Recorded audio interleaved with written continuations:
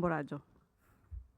Yusek, good afternoon. Yusek, may assessment na po ba ang Malacanang kung alin sa mga flood control projects ang hindi naging epektibo lalo na po sa nangyaring malawakang pagbaha kahapon? Yun nga po, naitanong kanina kay Sec Vince.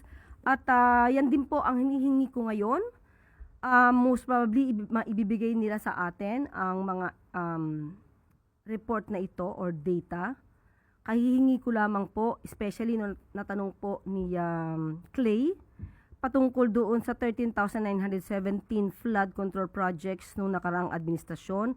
So, kailangan din po natin malaman kung nasaan ito, kung gumagana ito, ghost projects ba ito, dahil nga napanggit naman na may mga ghost projects nung panahon ni dating Pangulong Duterte.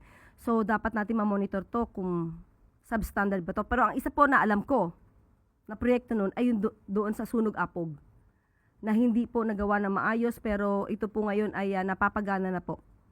Dahil sa intervention po at sa pagkukumpuni po at pagsasaayos ng pumping station sa Sunog Apog. Isa po yan sa alam ko na proyekto nung nakaraang administrasyon. Pero sa ngayon po, hihingi po ako ng pinaka-update. Hihingi ko lamang po siguro most probably mamaya or tomorrow maibibigay nila sa atin. Yusek, another one. Binanggit niyo